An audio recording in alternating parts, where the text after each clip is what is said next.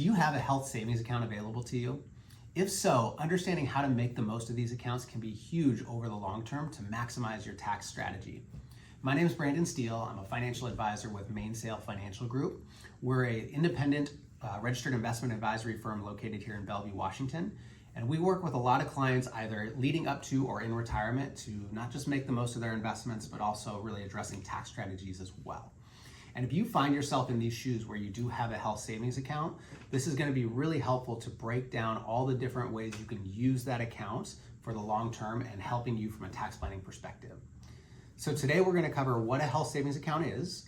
We're going to cover the tax benefits that you might receive, who qualifies for an HSA, as well as how to use these benefits and really make the most of them for your retirement planning. So what is a health savings account?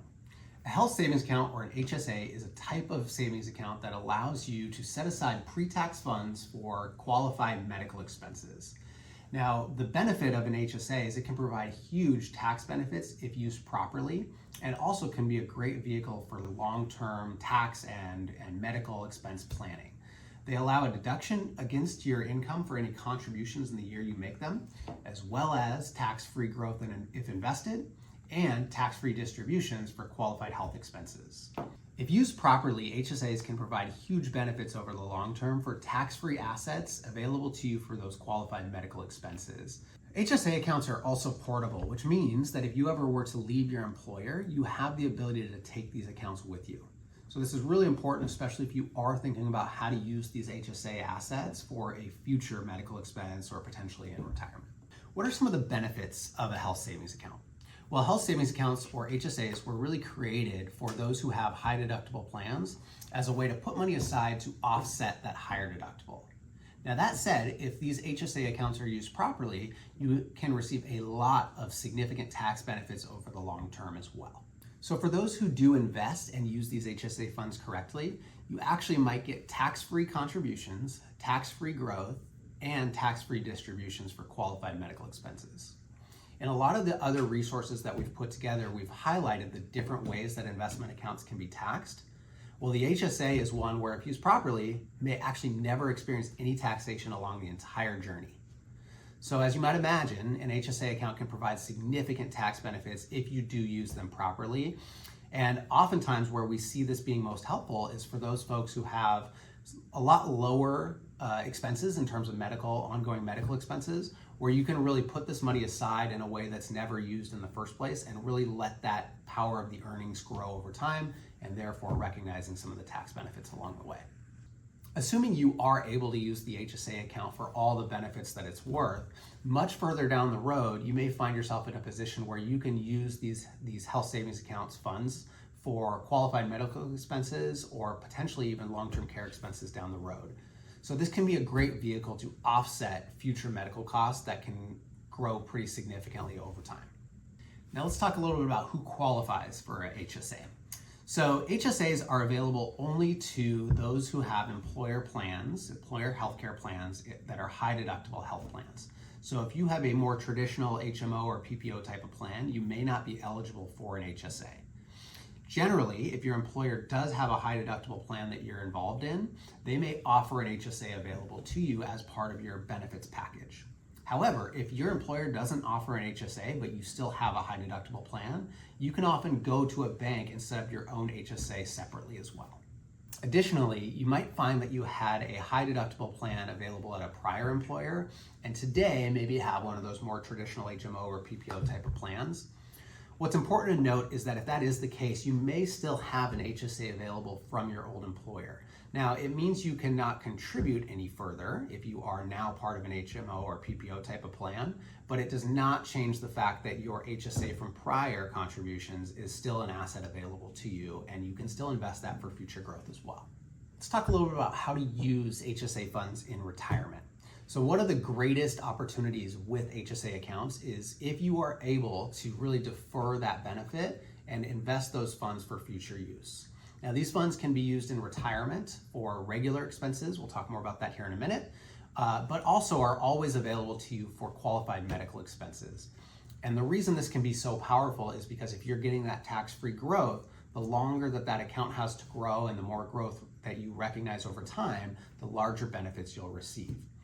And when it comes time to access those dollars, it's important to be aware as well that qualified medical expenses can be a pretty broad term. So at the moment, that can even include things like Medicare premiums, some long-term care costs, certainly some prescriptions or non-prescription medications. And so it's important to know that you often will be able to find a use for these dollars in the future. As I had mentioned, you can still use HSA funds in retirement for normal expenses as well. Now, there are some extra rules to apply if you are going to use these for your normal living expenses. So if you are using HSA funds for just day-to-day expenses, one thing to be aware of is you must wait till age 65 in order to access these funds without a penalty. Kind of similar to your 401ks or IRAs, but it is a different age versus the 59 and a half that's tied to typical retirement vehicles. The second thing is just like your pre-tax 401ks or IRAs, if these distributions are taken out after age 65 for non-qualified medical expenses, they will be taxed as ordinary income. So any distribution at that point will be taxed as ordinary income. Again, very similar to your traditional IRA or 401k distributions in retirement. So at this point, you're probably wondering, how do you maximize these HSA contributions? So again, an HSA is only available to those who do have a high deductible health plan through their employer. Oftentimes, you may find that your employer will actually make contributions on your behalf to an HSA in order to help try and offset some of that higher deductible. But as an eligible employee, you also are able to contribute. So in 2024, you are actually eligible to contribute up to $4,150 for any individuals. And what that means is that you are the only one on the health plan. Similarly, if you are on a family plan, meaning that there's at least two or more of you on the health plan through your employer, you're actually eligible for up to $8,300 for families. So if you can, it would be great to maximize these benefits as they do carry over year to year. It is not a use it or lose it situation. In order to make the most of the HSA, you likely want to make sure that these funds are also invested. Really, the benefit of the HSA is not so much in the tax benefits year to year, but really the idea of letting them grow and receiving all the tax benefits for the future use. So if you are in a situation where you do not need those funds every year and you can let them grow, the key is to make sure that those assets are invested, because the longer that you have for those assets to grow and the more growth that you experience, the more tax benefit you'll receive.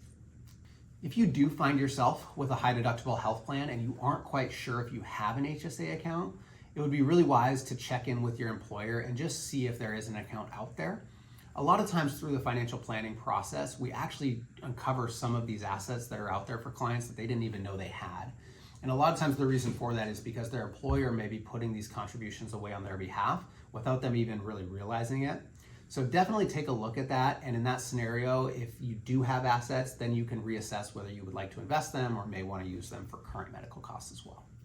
Utilizing an HSA can be extremely powerful for the right situation, but it isn't for everybody. So it's really important to evaluate whether a more traditional healthcare plan may make sense for you or using a high deductible plan tied to an HSA. If you find yourself with lower ongoing healthcare costs, that often is a starting point to start looking towards the high deductible and HSA side of the equation.